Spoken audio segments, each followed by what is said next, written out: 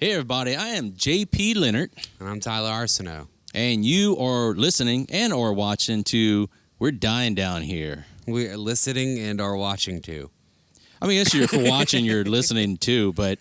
This is episode 6. This is episode 6. We've made it to 6. Legendary Louisiana comedian Sean Patton. Sean Patton. Sean Patton, for everybody who's listening to us thinking that that's actually how you say his name, because I realized during the whole interview I don't think I said his name correct once. Yeah, I don't think so, but it's fine. But you know who Sean Patton is. Yeah. You suck. But that's it. Me and Tyler. Sean Patton. Here we go. Yeah, roll the foot.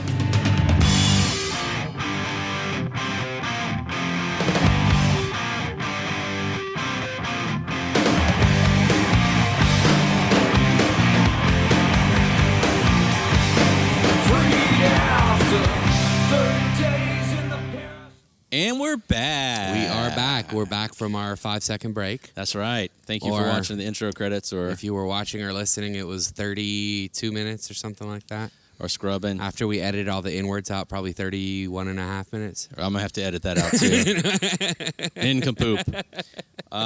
Tyler, what has been up? First of all, we're both like... I think we're both beat down right now. Yeah, I'm pretty tired. Yeah. I'm actually kind of glad that our show tonight got canceled. Same. Yeah, we had a show tonight at Adopted Dog Brewing that we're filming this during like a crazy thunderstorm right now. So yeah, I took my P-row here. I got my gazebo. No, that's not a boat. It's Patton. Yeah, I sold my kayak. I don't know. We just wore out. Sometimes shows are good to be canceled, but we're here in Club 337. I can't wait to next time we film because there's going to be something on that wall. We've got some surprises for you. It's going to be a goat head, inverted. This is now going to be the Church of Satan. The Church of Satan. You've heard Lafayette chapter. Yeah. There's probably already one. Yeah, we'll have to be Lafayette chapter. They're not organized. They just eat blood boudin. That's it. That's as close as they come to it. Hog's head cheese. Tyler, what's been up, buddy? Nothing. I think right after we recorded last, we took a trip to Houston together. Did we? Yeah. It started off a little rocky because our sleeping situation ended up getting turned upside down when we found out that the people that I was supposed to be staying with had dogs. Oh yeah. So we were booked on multiple things. So we had a 8 o'clock at the Secret Group, the Best of, which is a killer showcase. Yeah.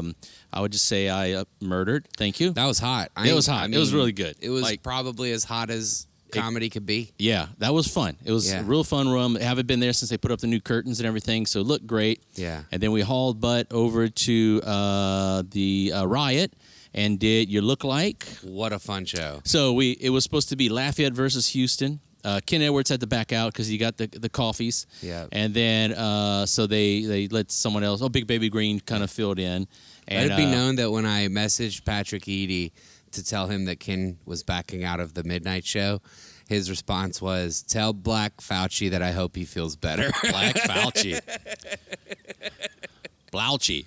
I don't know. And so I lost. I was in the first round, I think, or second. Yeah. So I lost, but then the guy who beat me couldn't stay, so I advanced. I actually, not to call this guy out, there's 0% chance he listens to our podcast, but I don't know that he couldn't stay. I think that he didn't know to stay. Because he was like, in the group chat, he was like, "Oh, sorry, y'all, I didn't know I was supposed to stay." Anyway, Jason advanced this round 2. By default. And which is crazy. Yeah. They should have let the guy who was the best roaster but lost round 1 go through, which would have been me. Oh, boy. So, I but knew it that is was what coming. it is. So how'd your round go? Oh, you lost too? Yeah, I lost, but honestly, it was an epic... It was an epic battle. I got slayed, though. There's no doubt about it, man. Yeah. There's some haymakers in there. I'm releasing all the clips on my YouTube and my Instagram and stuff. Go that was great. I like the little Street Fighter cover and everything. Yeah. Then Joshua Jordan won his, and then so we went to the second round, and we had to roast a white lady that was ironically from Lafayette. And I said some mean things. Yeah, which was great. You did. You just shot your shot the whole time. Yeah, I did too. You were like, "Girl, you look wet." You literally told her that. I said she looks like she's wet at all times, which could be like an infection. What's the difference? Yeah. What's the difference? And I was like, you look like someone I would leave my wife for. And the guy next to me goes, nice try. Whatever. And then, then you had the finals, Joshua Jordan. And he went to the finals, but he lost. But we had to leave because we had to go to the midnight spot. Yeah, back to the which you had quite the opposite experience as you did at the 8 p.m. spot. So Daddy gets drunk sometimes, and this might be maybe not the drunkest I've ever seen you. I think but the drunkest I've ever seen you on stage. Oh yeah, I don't know how I did. I went out there with a blur, and I had fun apparently, and. Yeah, it was a fun night, and then we went eat before. Then after, I had to sleep at Will Loden's house without his dog. He said had to. Yeah, I was out, woke up with a headache, and we came back from Houston. It was a nice little trip. Yeah, I was supposed to stay Saturday too, and I had some shows that I was going to do. I was going to do the 11 o'clock at the Riot, and then also do the late show at the Seeker Group again. But I had to get back, and Shout out to everyone who takes care of us out there, though. Yeah, man. Will, Patrick, Jamal, those guys are greet. Yeah, and the Riot's Brian, great. Jen, John. Yeah, Mason. Steven, Brandon, Al. We could do this all day. I'm gonna pull out my phone and list all the Houston comics. Let's name people we don't think. Okay. But yeah, so we came back and then it was just a weird week. My wife had a medical procedure, and then so I had a show a rally cap in Baton Rouge. We were back there, and then she got rushed to the emergency room, so I had to leave 2 comics and all the gear. I'm like, it's in your hands. Brock Whiteline stepped in, the host. Michael Corey was the comedy daddy that night, and it was an amazing show. Like, everyone just praised how wonderful it was. So awesome. It was great. So good. So we're back there. We'll announce dates later. And then got my wife situated. And then last Sunday, I ended up doing the Ghost Roast at Atmosphere. And Kenny Rogers. Oh, Kenny Rogers beat Kurt Cobain. Yeah. Here's the thing. I saw some pictures. It was so funny. Yeah, you can find the pictures of me in my dumb hat and the shirt that I have to keep. But here's the thing. Everyone only wrote one joke for every comic. I wrote 4 to 6 per comic and delivered them as anti-woke Kenny Rogers. I heard that word through the grapevine is that most of the people were underprepared. Most, not all, but most were underprepared. I will agree. And you came with a manifesto, 300-page stack of papers. I printed out. I had 1 page per comic, and then for Kurt Cobain, I had 2 pages. So I went in there with 8 pages of roast jokes, and I delivered them. Shout out to Don, because he was Evel Knievel, which is the best costume. But also, he kept tagging and insulting Kenny Rogers on every joke he did, and it was great. So it was fun. Nice. So yeah, so I can't wait to the semifinals or whatever it's going to be again. So yeah, man. Well, do we have anything else? I was in Austin. Oh, yeah. Let's talk about that, Austin buddy. was incredible. Shout out to my traveling buddy, Lake Charles's own Jacob Guidry. We had a great ride there. Very smooth, nice hotel we stayed in. The Aiden in East Austin, right next to the East Austin Comedy Club, which is where we had some 8 p.m. spots on Friday. And just the coolest venue ever.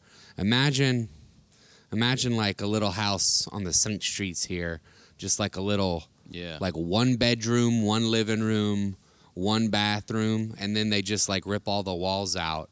And it's like you're on a stage and you look to your left and there's a little room with people in it. You look straight ahead, there's another room with people in it. A lady breastfeeding. Yeah, it's 3 different rooms. And they're weird. Yeah, it's weird. That's right on 7th Street, right? Yes. Is it downtown, next to 6th Street? It's all right. The clubs? Yeah, you could walk to the creek from there if you were not fat like me. Yeah, I drove to the creek. Okay, but yeah, so that was great. We did great, or I did great. Jacob didn't bomb by any means, but he had a little first show jitters for the weekend, whatever. But let me tell you something. The next night, all right, we go to the Kalahari Resort. And we are booked on an anime convention called IkiCon.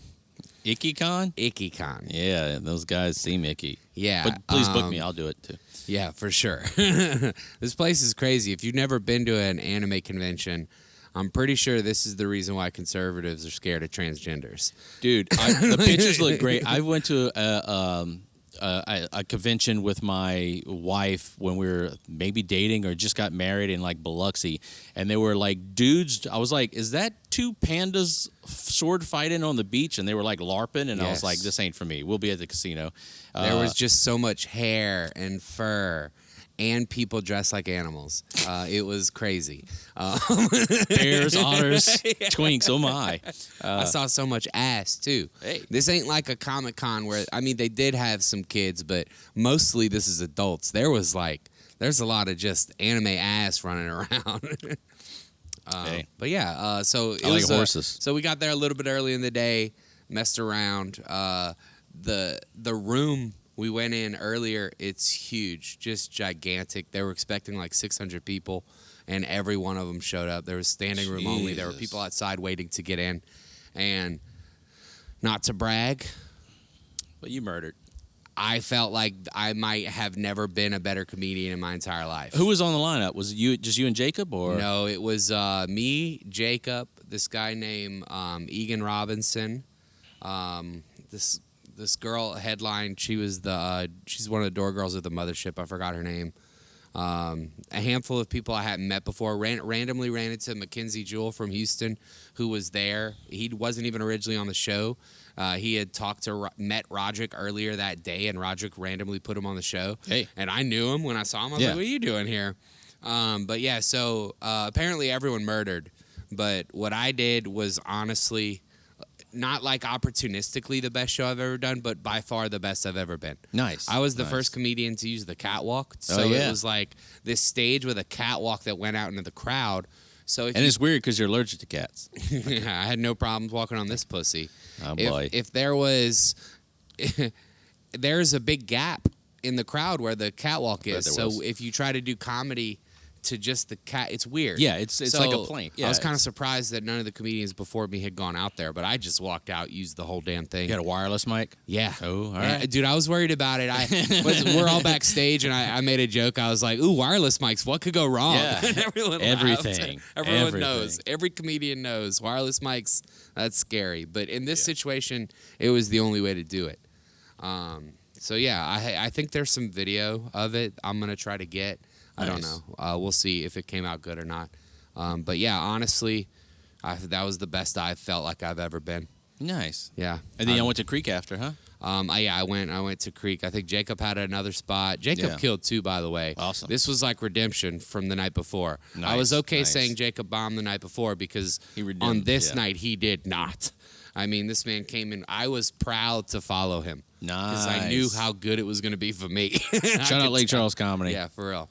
Awesome. So yeah, I went to the Creek. The Creek was amazing, beautiful. My first time there. It is? Yeah, okay. first time ever there. Yeah. Thank you so much, Rebecca Trent, for the opportunity. Adam Killer Lucky runs the Filthy Show every Saturday there, and it is fun. Nice. Just cool, very cool environment. All the comedians from all over the country just hanging out in the green room, looking for a spot. Some of them have one. Some of them are just hanging out. Just stranglers, yeah, just fun. They still have the bowl of candy back there? I didn't see. There was a lot of the green room was packed. We were watching UFC on a little phone, and we were watching professional marbles on the big 50-screen TV. So that made perfect sense to me. But speaking of professional marbles, let's go to a sponsor. No, just kidding. That's crazy. Yeah, I ate at Buc-ee's twice, which is once there. So you once took it on the easy. way back. That's fine. Yeah. We had a Buc-ee's on the way overdo back it. from Houston, Yeah. so I mean that was great. I didn't want to overdo it. Nice. Yeah, I didn't get any barbecue. We had these diabetic milkshakes at the resort.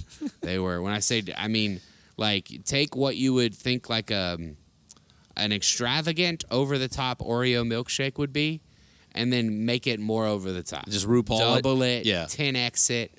Dude, it was crazy. Jacob put the straw in his glass, and he had to stand up to take a sip. I want to go. Yeah, next time, Daddy. Yeah, please book me next year. All right. Well, are we ready to get into it? Yeah, I think so. All right. We, December 16th, maybe, we had good old Sean Patton here. We had a wonderful show. Me, you, Isaac Cozell. And, Sean's like 7th time here. So good talk, good hang. After the show, we had a wonderful hang. So let's get into it. Episode 6. Sean Patton. Sean Patton. All right. Launch. Heck yeah. You want to start it? Can I give a Cajun intro, Sean? I would think love this would to be hear great. a Cajun intro. Okay, hang on. We're here with national Thorn comedian Sean Patton. Sean Patton. Is that the better way to do? You just sort of pinch your words off Yeah. in the mouth, in the back of your mouth. Man, I saw Sean. He was walking on the side of the road with some crab legs. Crab legs. Fucking Cajun from Baltimore. Wait, why are you acting like we don't boil crabs down here? Blue crab legs. Yes, there are crabs down here, and I'm not just talking about This ones room. The obvious ones. in the brown bag that you get when you go. I like. Here's the thing about crabs. I love crab meat. I don't like all the work that goes into crabs. It's so much work. I've avoided It's kind of like comedy. You're supposed to point at the cameras. I'm looking at them. Okay. No, it's not. It's like my dick. Oh, and That's not true. You know? Stop looking over my shoulder, Sean. Every podcast I do, I find out the host's penile length. What's very interesting is you guys are roughly in the same.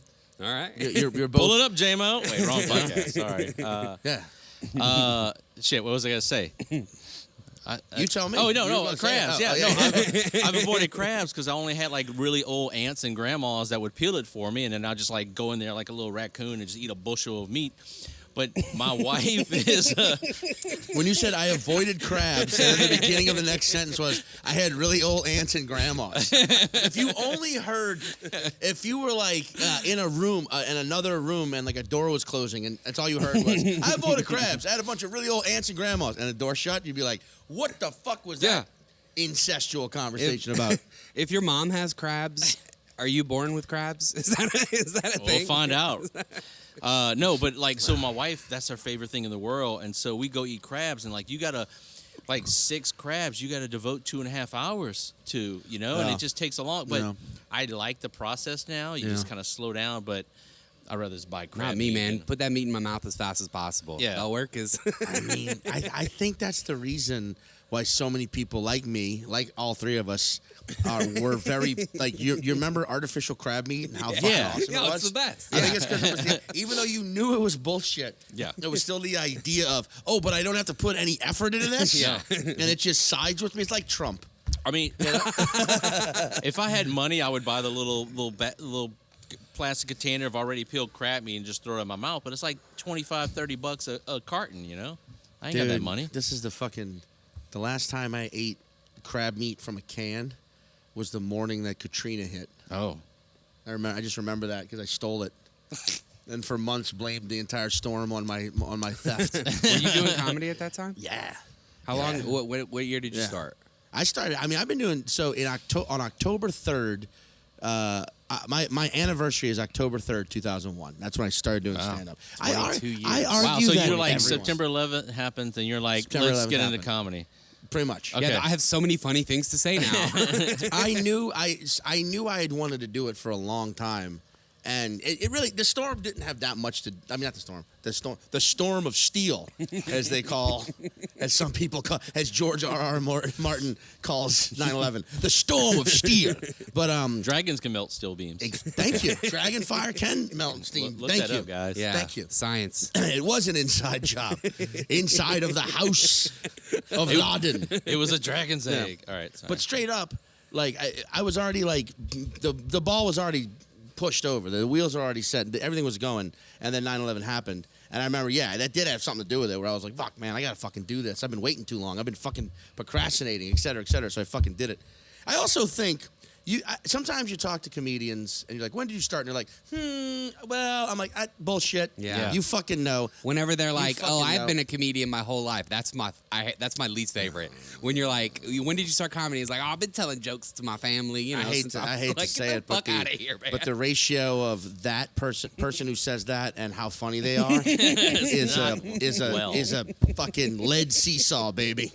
You know what I mean? Because also but also I think people are afraid to say how long they're doing it because they don't want to be judged for like skill level or success level. Yeah, this goes back into we were talking Caitlin Palufo. You've heard of her. She did our first episode. Okay, love Caitlin. Yeah, one of the best. But I was like, we were talking about like when she started. She was doing like 30 mics a week, and always said like, 1 year in New York is equal to like 7 here because here in this town we have 2 mics. For a while it was just 1 mic. Yeah. Other than that, you got to drive to Baton Rouge to do that 1 mic. Yeah. Other than that, it's New Orleans. It's a lot of driving. I do think that is generally true. Sure. But there's so many ways to make up for it, and you're right. You're also funny or not. Some people can put all the work in and don't get funnier. Yeah, I mean, that's why the problem is that they get better at marketing, which is like there are some pretty successful people out there who are only successful because they're marketable over funny, but that's whatever. That's everything. I used all happens. the big shows, all the national comedians coming through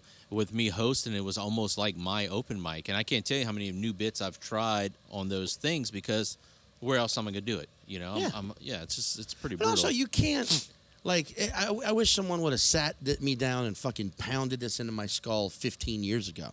But it's a fact. I accept it, and I'm glad I do now. You simply cannot compare yourself to other people. Nah, you just can't. It's different. Yeah. It's a different path. And like, I've been doing this 22 years. I got fucking friends who started after me who are selling out theaters now. Yeah. Who are famous. Does that make them better at comedy than me? No. That just makes them more sellable. They're more. They've figured out their thing that connects them with their audience, and they figured it out faster than me.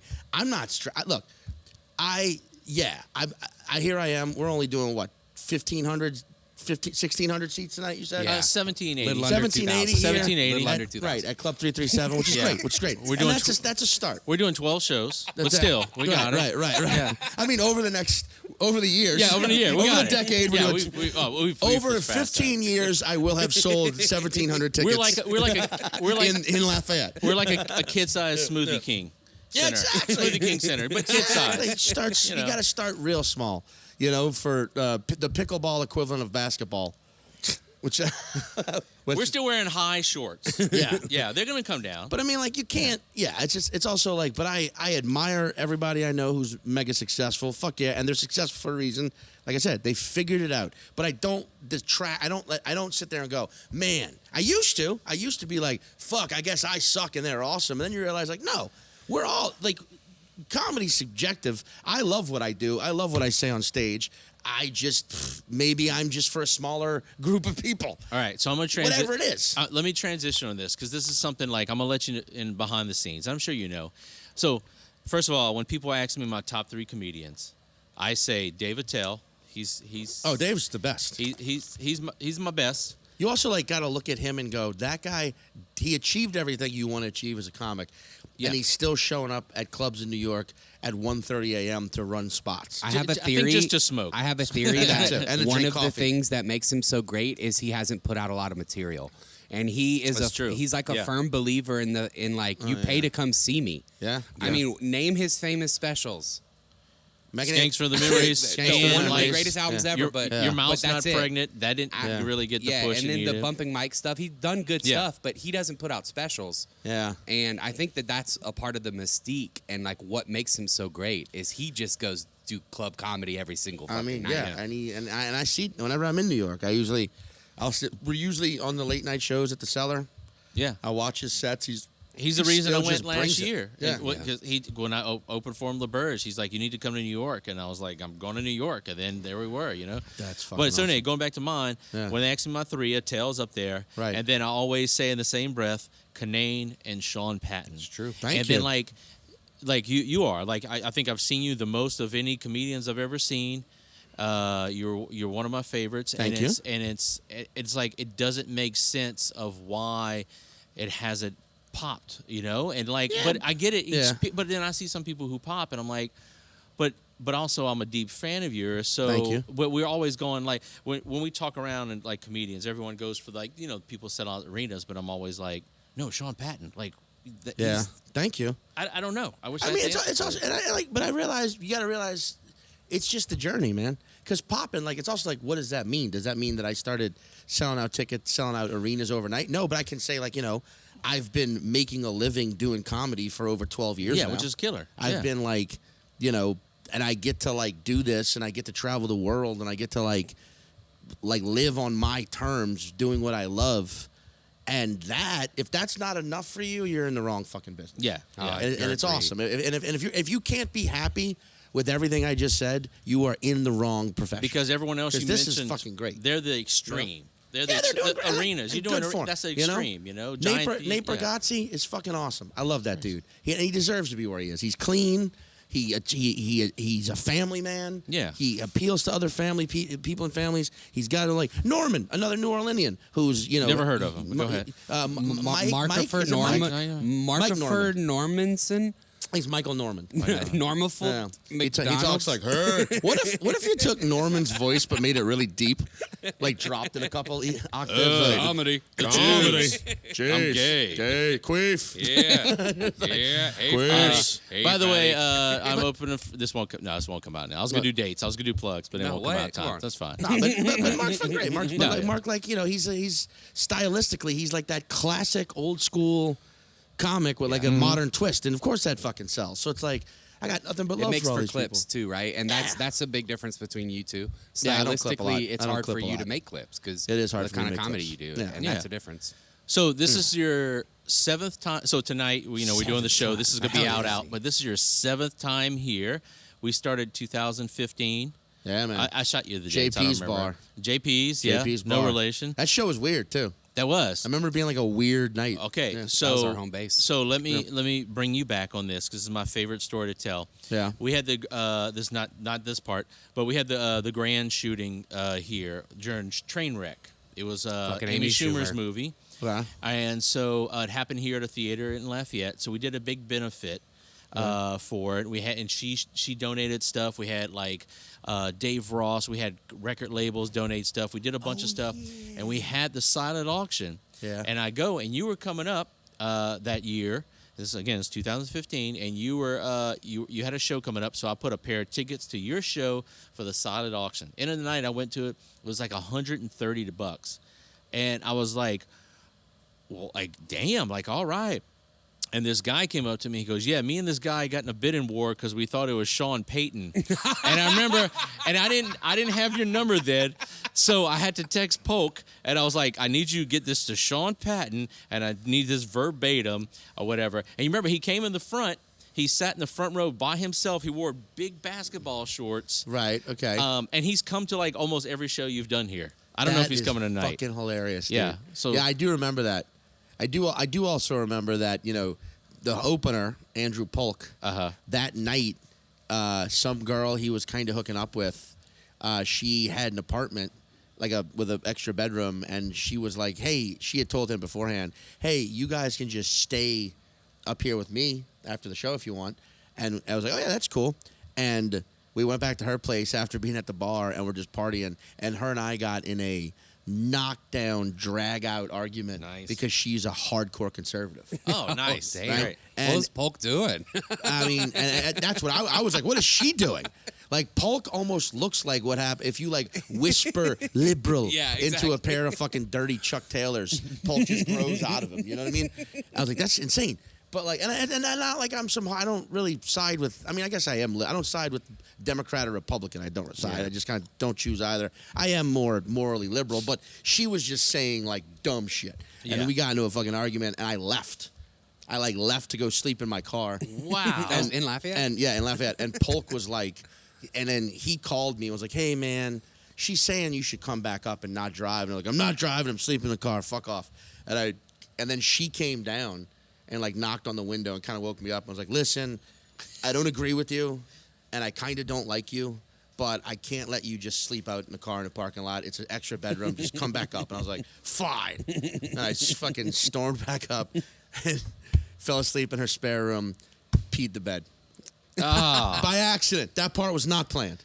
Well, and woke up the next day and had to then had to be like, hey, by the way, I'm sorry. I also wet the bed. Do you ever wonder if people like that watch your special? Sure. And you're just like Sure. making eggs, and you're like, sure. that bitch. You have to get used to the idea when you do this that there are more people than you think who do not like you. Yeah. And you just have to be okay with that. I remember that night because we went. I had my big beard then, and we went and eat at Mellow Mushroom because I had won all those free pizzas. Yeah, he got a free pizza a week for like a I year, had 52 right? free pizzas. And then I remember, Polk, I don't know what his weird Alexandria digestive system is, but we got like a veggie pizza with vegan cheese. And I was like, these freaking, and it was amazing. And I was like, my first introduction I still can't just do vegan cheese. eating vegan cheese with you. I can do vegan. I can do everything vegetarian. I still can't do like the fake, like vegan cheese, soy meat, tempeh, all that. I still can't I don't know why. I also just feel like I hate when it's like soy chicken breast. It's like, just call it an animal that isn't alive anymore. Yeah. Call it like fucking dodo bird. or like pterodactyl meat. You know? But that first time was wild. Mm-hmm. And that time we did the tent at the beer garden because of the pandemic. Let me pull it up here. That was wild. Because I want to go through them just for the fans at home. They're probably playing bingo. So we had you 2017 and 19 here. And then we had you 2020 at the beer garden. That was the year of COVID. It was the year of COVID. Yeah, because it was the night before Halloween. It was November. No, October 30th. October 30th. Yeah. Right. Yeah.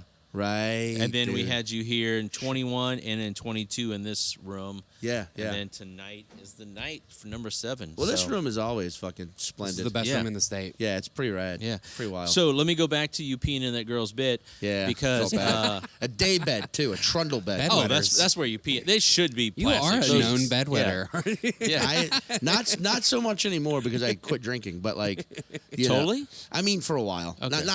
I'm saying that it's only been 3 weeks, but and I wasn't. No, back then it was way worse because I used to just do shots and I quit drinking booze basically for a while. Okay. But booze being hard alcohol. Yeah. But man, it was a weird night, dude. It was a weird night. So speaking of bedwetting, let me go back to when you were here. That when you were touring for the show was called Bedwetter. No, it's called Number One. No, what was it? Yeah, that's what this. I thought Number One was the special. Back in the day. Number One still is a special. But no, the show was about, it's centered around bedwetting. Because I remember the poster, and it was you in the bed, right? Yeah, me in the bed, Okay.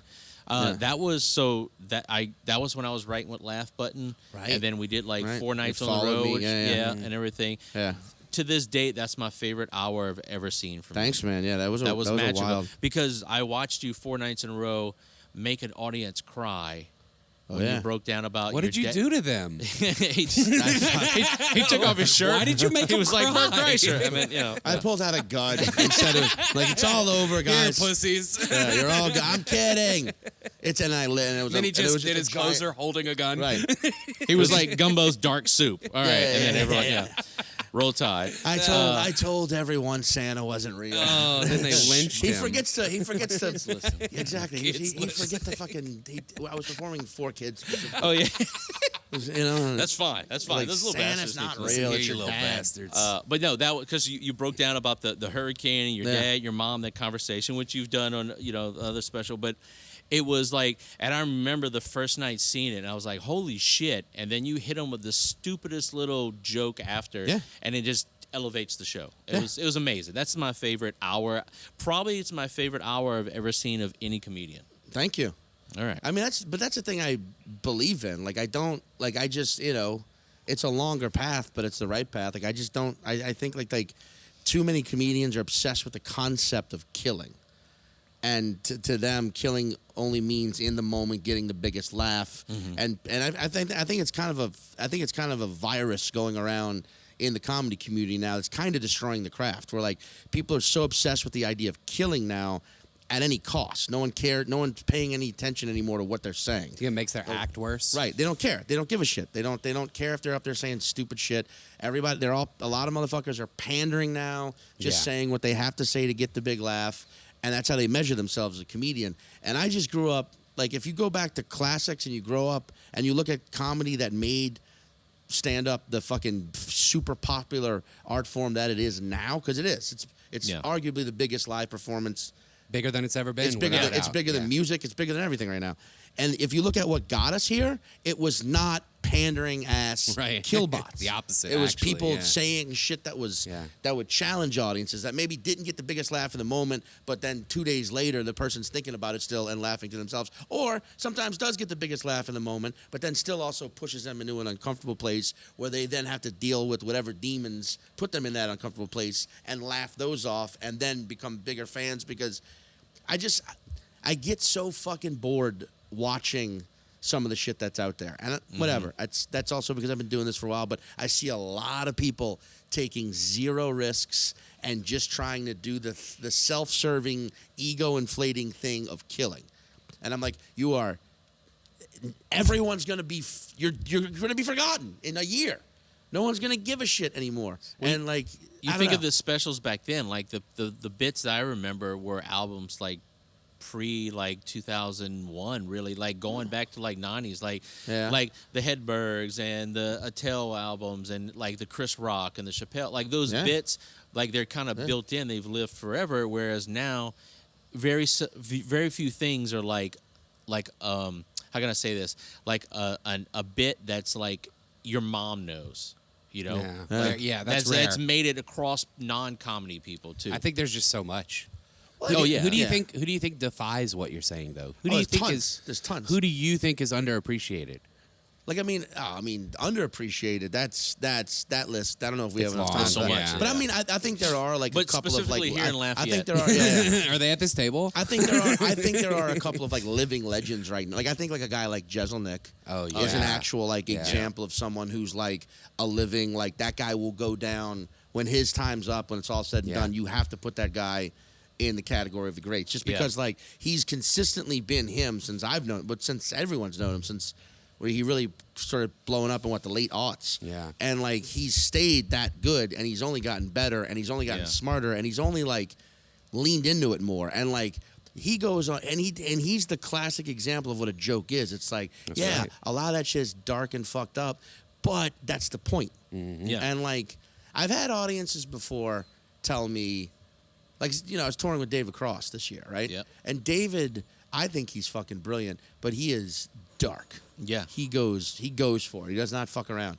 And I've had people, people who weren't truly fans of his. They were only fans of like the Chipmunks or Arrested Development, which was a great. Arrested Development was a great show, absolutely. But like it wasn't like he didn't write that show. He was just a great performer. But like, people being like, "Oh man, I didn't really want to hear about this kind of topics tonight." And I'm like, then you should have done your fucking research. And also like, is that the world you live in where you just ignore? You want to like just like pull a curtain and just to the shit that he's talking about? Like it's not like he's. But also, even if you find yourself there, open up a little bit. Just enjoy it. But I mean, we get that sometimes, and all the time. We had Neil Hamburger, beginning of the year, and they were like, I had an email the next day was like, I don't know what that was. I'm like, dude, his name is Neil Hamburger. Google. That's it. I'm not going to watch research. Yeah, I'm not paying tickets to go watch a band I've never heard of. I'm gonna do something. I'm like, oh, they're this type of band, But I mean, it's so easy now too. 99.99999% of ticket links have a clip. Yeah, right, exactly. Fucking there. Yeah. So when you show up with your birthday party and you're mad that I don't roast you, which that's the other thing. When audience shows up for events and like roast us, like I don't know anything about you. You haven't done anything with your life other than live another year. Like what the fuck do you want me to say? We won't have any birthdays tonight, but the whole crowd is a bridal party. That would be. You know what I would do? I would get their attention, get them to pull out their cameras, be like, start filming now, and then pull a gun out and blow my head off on just like right there. You would be the most famous comedian of all time. This podcast is going to take off if that happens. Like, I'm not going to do that. Stay tuned for Patton's greatest hit. Well, that's one thing I do kind of hope about comedy being so popular now, the thing that I hope ends is people stop showing up expecting it to be about them. Yeah. That's the worst. Yeah, and these shows are really good because it's not a comedy club. We're not paper in the room. If you come in here, you're buying a ticket, and you get a very small percentage of people like, we're just going to go see comedy, but everyone else is like, we're fans. Here we go. So very seldom we have those issues. No, it's great, and like I also love that like. You talked about this being the best room in Louisiana kind of thing, but like I do love that what you guys have called, what you specifically, only you, no one else, no help from anyone else, you, JP Leonard, solely you, no one else. It's a lot of pressure, but go ahead. Yeah, zero other talent. Zero other friends Zero or talent. other talent. The fact that every other comedian in Lafayette just does bits of yours. Yeah, that's it. That's it. That you wrote for them. I'm like the guy off that Eddie Murphy movie with the golden child. Yes. Yeah. Everyone just comes to the show and they're like, I want the joke, and then it appears. There it is. But like, you have cultivated a thing here that is pretty magnificent. It's and special. I always do say like Lafayette is like the other city in Louisiana I tell people about because I'm from New Orleans is my home and I love it and I think it's the dopest city, but like Lafayette is also a very dope city. Like and we don't talk about the other one in between the two. Baton Rouge. That I just don't love that I just you hear me, Baton Rouge? I'm sorry. I'm looking at all the cameras. We've had a weird time. The best comedy shows in Baton Rouge are ran by Jason. That's fucking hilarious. Yeah. I'll stay tuned for the dates at the end. All right. So this is called We're Dying Down Here. Uh-huh. All right. So we called it, me and Tyler went through so many names. It was just to be called the Fat Boys, too. Old Fashions, New Bits. Yeah. We had some names. Fat Boys with a Z. We had a lot of fat there. But we settled on We're Dying Down Here because here's the thing. Going back to like the amount of stage time, but like we both have... We're both grounded down here. We both have our jobs. I have kids and a wife. Tyler has a kid. We're kind of stuck here unless we uproot. Are they one of your kids? Wait, what? We share I gave him one of my kids. Okay. Yeah, He had too many. Yeah. I gave him the boy. Wait, you didn't tell me she was a boy. That's fucking You wild. gotta check bro. under the hood. Yeah. She's also racist. She's in the Klan, the hood. All right, sorry. All right. Just point at all the cameras. Jesus Christ. Like you don't know which one's pointed at you. I know which one, but I point to all of them equally because they can't even see me in that one and that one. Anyway. Yeah, this is the bright. Like I'm just getting used to this for later, where it's like this is bright. Yeah, sorry. I like it though. Well, we want to get our good features, but so we're also stuck down here, and like we're dying down here because we bring it. All these national comedians. We talk, we hang out. Every now and then we get to escape. Tyler did Skank Fest. I was just in New York. We do festivals, we do shows, but we're the reality of our lives is we're stuck here unless we make a big move. So. Going back to you, New Orleans, I know you spent time at Baton Rouge. When did you decide, like, if I'm going to do comedy, I got to go elsewhere? Like, was it the drive that, like, I got to go to New York, or how did that happen? February 4th, 2005. Damn, okay. I remember the day because it was my dad's birthday. And at that point, I'd been doing comedy a few years in New Orleans. And, like, back then, like, if you were good in New Orleans, you got up maybe 7 times a month. Jeez. Right? Because there was a few open mics and then a few like booked shows. Was right? like Monthly Lucy's shows. Surf? What was that place? Lucy's was not. Lucy's was doing monthly stuff, but they weren't doing the open mic yet. But the main open mic was at a place called True Brew Cafe, which was around the corner. And it was around the corner, and it was fucking awesome. And was it? Yeah, it was. Anyway, sorry. And then Carrollton Station, which now is a weekly open mic, was a place where we just did monthly shows, and that place was fucking rad. And there was like a lot going on. There was a little community. There was a lot going on. But I realized that I'd been thinking about it for a while. And for the first few years I was in New Orleans, there was a group of us that were like, hey, we can do this. Like, we didn't know any better. The internet was not what the internet is now. YouTube didn't exist yet. Right. Social media was Friendster. That was it. Not even MySpace? MySpace was not around yet. Facebook was not around yet. Yeah. It was Friendster. AOL chat message. Right. AOL chat. And it was a thing where it was like we just didn't know any better. Yeah. And comics that would come down that we'd end up like, we didn't bring them down here, but you'd meet them every now and again. They would tell you had to leave, but they also would be blown away by the city. They loved it. So, but then it was like, I started thinking about it, and then for months, and then like on my dad's birthday, I just remember, I don't know why it happened then and there. It was just, my dad was grilling out back, and I was just sitting there fucking watching him. and something about watching my dad fucking my dad just like working. You were like, is this gonna be me? It could have been that, but it was also just like I think because at the time my parents had never seen me do stand up. Oh, okay. I kept them away. I actively was like, you're not fucking doing it. And I remember just being like, I need to invite my parents to a show, and I need to fucking go. And I did. I invited them to a show for the first time. They came for the first time, and it was one of those somewhat magical events where it was at this place called Le Chat Noir, which closed after the storm, but was this awesome little cabaret theater on St. Charles, 140-seater. It was awesome. And they came to this show, and it was one of these shows where everyone had a really rough set except me. Wow. And it was weird because it was really funny people on the show, but everyone was just having a bumpy ride. And then I went out there and just had this like banger, and my parents got to see that and were like emotional. They were both because I was a fuck up. I was a fuck up until that point in their eyes. From when I was 16 till at that point, 26, a decade. I was just this fuck up in their eyes, and then they finally saw me do a thing that I was good at and loved, and they knew I'd been doing for a while, but didn't really support it until then. And then they started supporting you? Yeah, big time. Wow. And they never got, my parents never stood in my way. They never tried to, like, stop me from doing stand-up, but they tried to talk me out of it. They'd try and, like, have those... Like a good parent would. Like, when you'd go there for, like, a dinner, and I could sense it coming every time. Yeah. Where it was like, here, now they're going to... You're going to get a job, Sean. Or it's like, maybe you should consider going to culinary school, or maybe going back to college. And that was the thing. Like, I had lied. Here's something my parents didn't find out. In fact, no one found out till I came clean about it on Ryan Sickler's podcast earlier this year, the Honeydew. I dropped out of high school. Right, that's a fact, and and up until that podcast came out earlier this year, everyone thought I got my GED at some point. Oh, I never did. Wow! I lied to everyone to get them off my fucking. Nice. Leave me alone. I got jokes that's right. Yeah. Well, I wasn't even doing comedy yet. Oh shit! I was just an 18-year-old fuck up, and my parents pressure. They were like, "You're going to get your damn GED," and all of my friends were even like, "You got to do it," and I just lied to them all and said I was doing it. And I never did it. I never got my GED, and I never came clean about that till that podcast earlier. Did your mom text you or something? Yeah. Oh yeah. What was that like? Was it disappointment?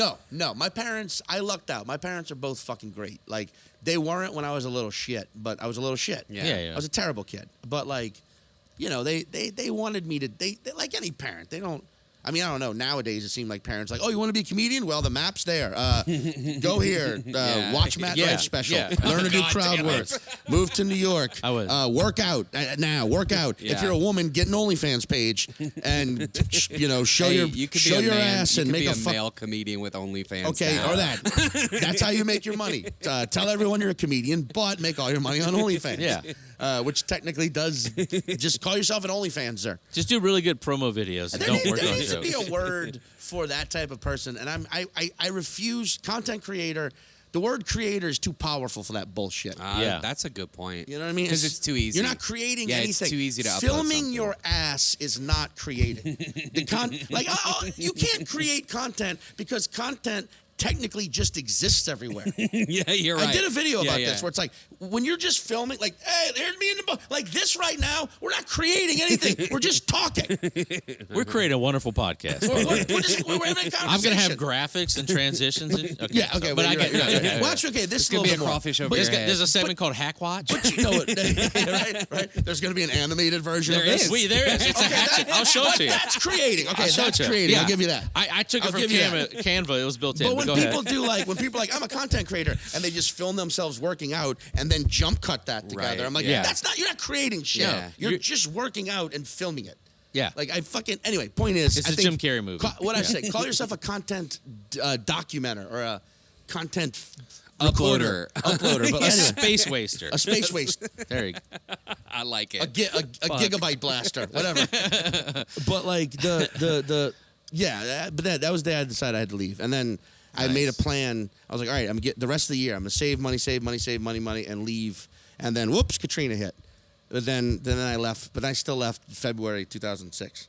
All right. So, but I mean, I don't know, man. What the internet being what the internet is now, I don't know that you need to be anywhere anymore. You just got to be somewhere where you can consistently do what you do. Hey, I've been And get it saying out this, there. but I think people like Sam Talent and Ali Sadiq are breeding a new generation of comedians who want to stay where they're at and just work hard and get good at the craft. Now, but I will, but also, you do have to point out both of those guys do live in cities with pretty major comedy scenes. Much bigger than where we're at. Absolutely, much bigger than anywhere in the state. Houston is awesome. Houston's I am huge. a big, huge fan of Houston. Denver is arguably one of the top 5 comedy scenes on the planet. Yeah, but absolutely. Sam also lived in Vegas. He's moved around a lot too. He moved to New Orleans when the pandemic hit. I did not know that. Damn. He was going to stay for a while, but nope. Yeah, I did remember because it was that's right when Polk came back and then everything shut down. So yeah. How are we looking on time?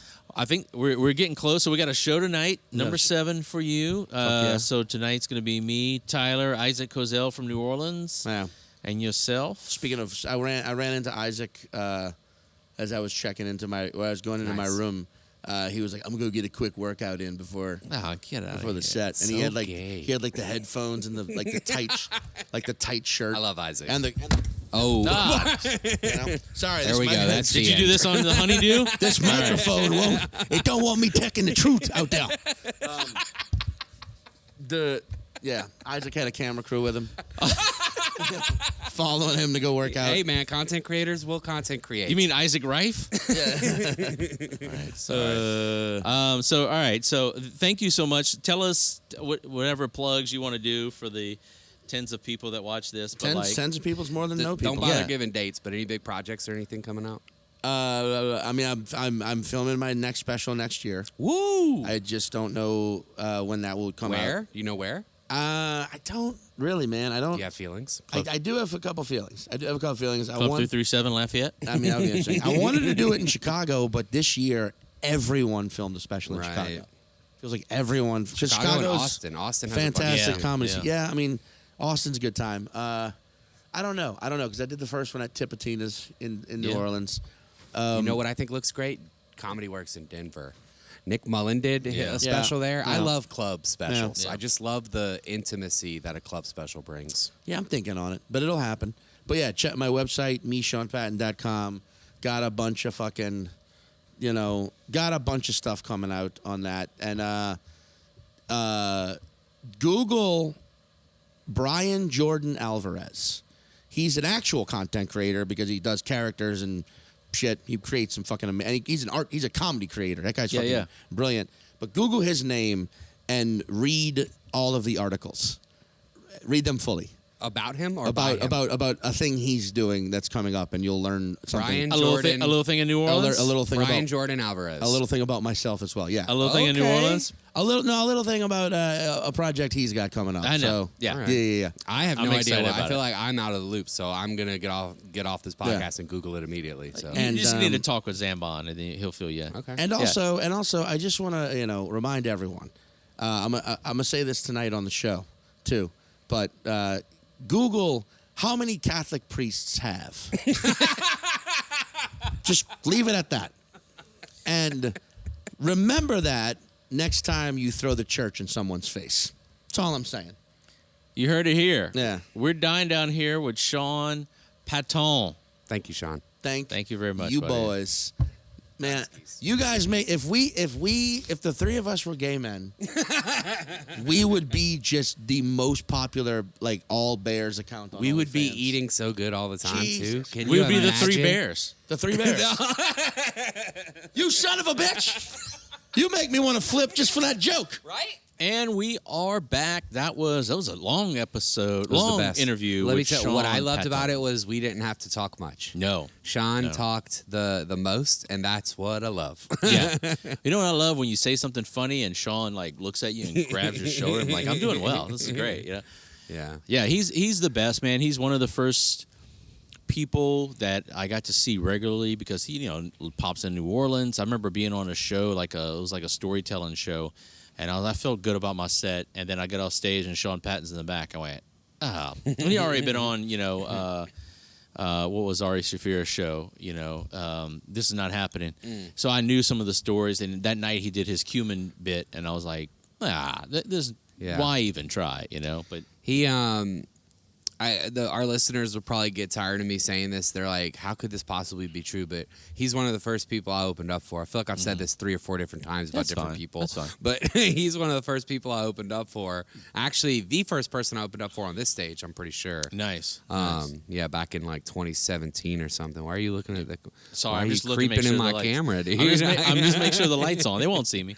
We need some eye signals for that means whatever that is should be like I have diarrhea. No, I was thinking it's the red light on. Oh yeah.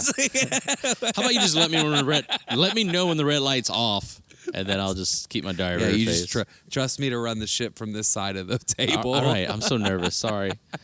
It's been a rough couple weeks. I'm sorry. Well, go ahead. Yeah, Sean Patton. Yeah, Sean's great. Yeah. So Sean was the first show in this room for me. Was Sean. So yeah, first time we had him was old JP's back in August of 2015, and it was such a good, wonderful night that night. We talked about on the episode, on the interview, the guy that bid on the tickets thought he was Sean Patton, which is so much. That guy didn't show up. If you're out there, call in or come to the podcast or the show. But yeah, he's the best, man. He's so good. He's one of my favorite performers, and yeah, make sure to check out #1 streaming on Peacock. Yeah, and then work your way backwards to Scuttlebutt, and it's just King Scorpion. That's Scorpion. The album King Scorpion or just Scorpio, something like that. King S.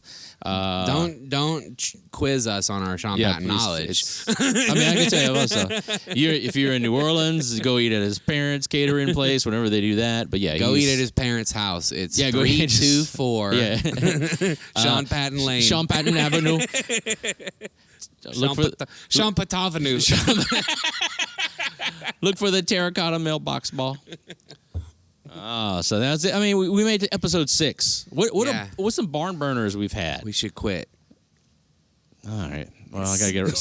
Anyone wants to buy camera equipment? No, man. It's been fun. We got we got a couple in the bag already. So it's kind of weird, like juggle around. But man, like thank y'all for watching. And please, if you're watching this and you haven't subscribed to the YouTube, please subscribe. Like we need that. Yeah. And then just like. When you go to bed, go to your computer you don't listen to, turn the volume down, mute it, and just hit play on like the playlist and let them all play. We need the hours because it helps us. And I don't think you have to watch the whole episode either. I think it counts as a play if you watch like 10%. So. Look, you go to work, your dog or cat's home, put on our podcast for them. That's like now you're gonna have like 6-7 hours for them. And if you come home and they haven't killed themselves, then do it again every day, And then I'll walk your dog for you. That's all I'm saying. Speaking of killing yourself. Oh, boy. I think it's time. I think it's time for everybody's favorite segment. Oh. Hack Watch. All right. I like how Sean's like, y'all should have a segment, a graphic. I'm like, well, we do, son. Yeah. All right, you get to go first because I didn't think about mine. All right. All right, my hack watch for this week is comedians without clearly defined goals. I was going to say without cars, but go ahead. Comedians without cars, bumming rides. Comedians doing gigs without cars. Comedians doing gigs they can walk to. Comedians without clearly defined goals. And I don't mean that like you have to take comedy so utterly serious that you unless you're a cow, then you got to take it utterly serious. I like that. That's good. We're going to clip that? I don't know. Yeah, well, a 5-second clip. I'm going to clip it out. Maybe if we get a best of JP highlights of this episode, it'll be in it. Hang on, let me hit this more. I don't mean that like you need to take a notebook and write down everything you want to accomplish in comedy. No one needs a vision board. Yeah. I just mean there's a lot of people who are aimlessly asking questions, looking to be booked, looking for gigs, looking for advice. But until you have clearly defined goals, like somebody who's mentoring you or, an older comic or a producer can't really even give you any advice. So let's clear that up. Like, I keep going back to the theme of this. We're dying down here. We're stuck here in Louisiana. Call it that. My goals are not to like, all right, I'm going to burn it out and then I'm going to go to New York or LA or somewhere. I'm not trying to, I'm not trying to release a special every year. Right. I'm not trying, I know my existence and it's a very specific path that you have to do. But my goals are, as long as I'm doing comedy, to freaking bring it, to do well, to get on shows like we do, to, do theaters with big comedians, to do special shows like that, do Austin, do Houston, go do New York. I mean, I'm pretty much knocking out the biggest goals I've had these last year or two. Yeah. But I'm not going up, and I think this is what you're leading to, and correct me if I'm wrong, but I'm not going on stage just to get words out, and then that's it. Yeah. Well, here's the thing. That's okay if that is your goal. It's just we're not doing the same thing, so don't come to me like we are. But also, stop wasting people's time. Well, if you're not taking it seriously, you can come do my mic, but don't ask to headline it. Yeah, that's more or less what I'm reading to, is being self-aware enough to have goals that make sense, and then based on those goals, start seeking advice. Yeah. Right? Like if you want to get booked more than you're getting booked now. Right? If you come to me and say, hey, this is what I'm doing 0 book shows, I'm doing X number of mics, I want to get booked. I may say, well, X number of mics is not enough, that needs to go up. Who do what kind of shows are you looking to get booked by? Do you know the producer? Okay, well, let's work on a path to get to that producer, right? Is your material good enough to do those shows? We have to have some honest, self-aware conversations about that. But it all starts with being able to clearly define what those goals are. Don't just come up to somebody or spend a lot of time in the comedy scene trying to find secrets or shortcuts. And you're looking for the secret to stand up. It's not. You just need to chip away at it slowly and say, I want to do 10 minutes at Club 337. Well, guess what? That's an obtainable goal for some of you. That is an obtainable goal. I'm almost there. But define your goals, whether they're big or small, and go after them. And if you don't want to define your goals, that is fine too. Just don't talk to me like we're doing the same thing. Well said. Did you think while I was rambling on? I did. Okay, I went through many dude? scenarios.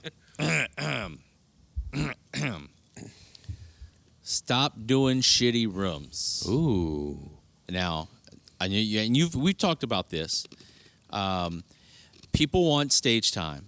I get it. But there are people willing to sacrifice dignity and values and overlook predators and shitty people and shitty operating things in order to get stage time, when you could easily pivot one way or the other and replace that stage time. One, how can I say this? If you're paying to do open mics, stop. Oh, yeah. Number one. You shouldn't be doing it. That's day one bullshit. Open mic. That means it's a closed mic. There's a fee. like a turnstile, a turn booth. That's, anyway. Stop doing shitty rooms. Stop paying for comedy classes. You want comedy? Go do open mics and go watch shows. I remember a comedian telling me, I asked, why don't I go to more live shows? And they said, I don't like live comedy. And I went, then you are dead. Like, you have to go to shows. Watch as many people. It's one thing to watch specials and everything, but go into a room and sit there and find a good spot and absorb and learn. It's like studying. And it's experience. It's field experience. You look at doctors. Doctors, yes, they're doing all the stuff, but also they're going to seminars, they're learning, they're watching tutorials, they're observing people doing surgery. That's part of the process. But don't pay for comedy classes, don't pay for open mics, and stop doing shitty bringer shows. Stop doing people who are taking advantage of people, and we know who I'm talking about, but just stop doing that. Just look elsewhere. For every mic that you're paying to do, there's 20 more within an hour that you can, or 2 hours that you can do for free. And a lot of these people are pigeonholing themselves. Yeah. And I will say this about comedy classes. I have like one of those. This is a thought, but it's gonna come with subtext that's gonna like erase the thought. I understand where some of the value does come from for some people to take a comedy class. However, there is nothing you can't just learn by talking to a veteran comedian. Also, so many veteran comedians want to talk comedy all the time. There's no piece of advice that you can learn in a class that you can't be taught at an open mic. You can Google the Ralphie May YouTube video and get everything you know, but also stop taking comedy classes by people who suck at comedy. That's it. It's just a fly-by-night. You should be looking at somebody's credits, too. If you are going to take a class, you should be well aware of what this person's bringing to this table. If they're just a local comedian who does some shows in a few different cities, who is that comedian to teach you anything? And nothing against the comedian, honestly. Whatever. It's not. Comedians often see that as just a gig, and that's fine. And if you're not in New York, and even in New York, you don't have to pay for shows. I mean, there's a lot in there to do open mics, but you should not. If you're not in New York or LA, that you should never ever pay to do an open mic. That's it. That's my hack watch. Yeah, and shitty, not just, all right, so shitty shows, but also there's shitty shows that have nothing to do with the producers, like the comedian, but how about producers producing a shitty show, like at a shitty venue? Fucking these daiquiri shop shows gotta stop, dog. And just because but I get it. I get the hunger, and people are like, oh, we can do comedy here. Well, great, you go do comedy, and it's kind of almost like the corporate events I talk about. Yeah. Sometimes you go do them, and like, oh, they're gonna do comedy, but it's the worst thing, and you're not getting anything out of it. Just because a place thinks they want comedy doesn't mean they want comedy. You just got to have a little discretion, and you don't have to chase everything. If you wait another 2 weeks, you can have a better, more productive gig that you can learn from rather than, scream at the wall. So just because they let you set up a PA doesn't mean you should. No. How about that? But thanks to our sponsor, Gator Custom Graphics. They are a local, full-service sign shop specializing in banners, wide printing format, and vehicle graphics. From your custom business cards to your storefront, Gator has your sign and printer needs covered. Check them out at Gator Custom Graphics with an X.com, or check them out on Instagram at Gator Custom Graphics. Hey, I want to give a big thanks to our sponsor, Ounce of Hope Aquaponic Cannabis Company. Ounce of Hope provides high-quality CBD and Delta-8 through an advanced aquaponic system for the utmost in quality products. They also gave me this hat because they know how much balding middle-aged men love hats. They also provided our huge Lafayette comedy banner. Not balding. Not who? You? You're lucky. Check them out at ounceofhope.com. All right, let's move on. All right. Any recommendations? I'm too bitter to do this episode. Recommendations. Recommendations. We got Rex for you. You want to go first? Or you want me? I'll go first. All right, go for it. My recommendation this week is a very talented comedian by the name of Ariel Isaac Norman. Ariel doesn't have a special or anything specific that you should go watch, but you should definitely check out her podcast, which is called Politically Non-Binary. You should subscribe to the YouTube for that podcast. You should subscribe to her YouTube, where you can find several clips of her doing stand-up. She is an exceptional comedian.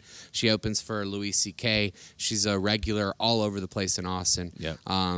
Ariel is awesome. I recently had the pleasure of opening for her. We had a great night, me and Brock White Lions. Yeah. We did some great stuff. Ariel is fantastic. Can't say enough good things. And if you were in town the 25th, which is tomorrow for us, but 2 weeks ago for you, Laura Kilmartin, and she was on the show. You got to see her there. So, she is wonderful. She's someone I've been booking for years, and she never disappoints, and she's great. Very talented comedian. Yeah. All right. I have two this week, and just because I watched them both, and they're both, and I don't want to wait to talk on them, and they're both two comedians that we're going to have here in Lafayette. Oh, shit. And I'm combining their names because I think they work better. But Sam Slay and Dusty Talent. Okay. What's the deal with these trailer parks? I'm trying to do What's the deal? Why am I wearing shorts in the trailer park? Well, I mean, you know why, but anyway. So the first Why one. am I the largest thing in this trailer park? Yeah. What's the deal? Redneck Yeti. It's just a styrofoam cup. It's 2 styrofoam cups with some barbed wire. The first one is Sam Tallent's new special. So good. The Toad's Morale. The Toad's Morale. What a wonderful... the most beautiful human being, but what a good the intro of that special. If you can't make it past the intro, don't watch it. But it is so beautiful, and he hits it right before it's out of fashion to talk about. But it's good, no doubt. He's one of my favorites, and he is coming back for his 3rd time in a couple months. Definitely watch that. It's on Shane Gillis and Matt's YouTube channel. And Matt's YouTube channel. So definitely watch that. Beautiful special, and go see him anywhere you can. And then the next one is my old buddy from way back in the day, who is just a huge star, Dusty Slay. His new special is one of the best I've seen in the last Working Man? 3 years. Yes, Working Man. I guess I should say the titles, but yeah, anyway. It's funny. Like this is our thing. You say the comedian, and I say what the name of their special. Yeah, we just like finishing each other's words, sentences. Anyway. So it's my all right. Anyway, look, you ain't paying for this, so stop complaining. But Dusty Slay's Working Man. So he was here January of 23, and he was running that special, and it was beautiful then. We did 1 sold-out show. He is coming back in a couple months, and we got 2 shows. The early show VIP tickets, there's 1 VIP ticket left. All the general admission's gone, so get on those. But Sam Tallent, Dusty Slay, their new specials are phenomenal. Dusty's is beautifully shot. Beautiful. Yeah. Whoever shot that must have was... cost $100,000. I would have did it for 12. But it is beautiful. So, good dude. Next time he's here, we're going to smoke cigars. Last time he was here, he stole the box of Ounce of Hope goodies that they left for us. So, we'll talk Dusty. So... That's it. That is, what do we call that? Rex. Yeah, Rex with a Z. Oh, yeah. But nobody can see it, so I don't think it matters whether it has a Z. Rex. But if it does, you can zoom in right here at this part. It's got a Z. So. All right. Tyler, where can anyone see you if they want to see you? I am at my house mostly. No. Pull up the address. Just a couple dates I'll knock out here. Some of these are with JP. I'll try to ignore those. A lot of them are. I'm gonna be on Stone Drunk Sober Mardi Gras right here at Club 337 on February 9th. I'm gonna be at OB's in Lake Charles, opening for the very talented Patrick Eady, Houston's finest. Oh. I'm going to be on Ghost Roast in Baton Rouge at the station on February 22nd, donning the Macho Man Randy Savage jacket once again. Oh. I will be here on this stage performing with a handful of local legends on Wait What with Isaac Cazell and Jeffrey Gaucher from New Orleans. Comedy drinking game where the audience gets involved and drinks every time a comedian says something. Yes, we're going to have You Look Like here the very next night, February 24th. People getting roasted. I will be going against the legendary dad and great guy Josh Watts. Destroy What him. could I possibly say about this man that he you have not doesn't read already say 4chan with groups. What he wears? But the guy could get some sleeves. On February 28th, we'll be at Adopted Dog. At the Tyler A, fucking everywhere. Please go subscribe to my YouTube. That's all I really care about. My YouTube's growing so fucking slow. Nice, yeah. Well, nice, he says. Nice. I thought he's you were rooting against me. No, He's I thought you were gonna say comparing our YouTubes. You're I'm like my Tyler's is growing. My slowly. YouTube's growing. I'm like hell No. yeah. Anyway. What about you, dude? Where you at? So almost all those shows that Tyler's doing.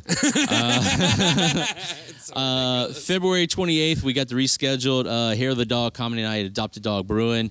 Again, because it's a crazy thunderstorm, we do it outside on the patio. But come to that. We sold a crazy amount of tickets all of a sudden, and then we had to postpone it. But that's how it goes. On March 1st, on top of that, is Comedy at the Cap, going back to the Baton Rouge. We got March 4th, Steve Lawley here. March 7th, Paula Poundstone, the legendary at ACA. March 8th, Shane Moss. I am hosting on March 9th 2 shows at the Hyman Center. Daddy's finally getting to the Hyman for the Cajun comic. Breaking through that 6 wall. Break on through, yeah. Break on through. We're gonna get sued by the Doors. We're getting good at it. This podcast, we're getting good. Well, we're cooking, we're ball. Fucking, this is the end, and we're just starting to heat up. As soon as I make a Patreon, y'all get on it. March 9th, I am hosting. There's 2 shows, like a 2 p.m. and a 7 p.m. at the Hyman Center. Cajun Comic Relief. It's back this year. I'll be hosting it, plus some other comedians. March 12th, Gareth Reynolds from the Dollop Podcast. March 26th, Steve Hofstetter. Someone's getting destroyed that night. Oh, my God. This could be his 3rd time.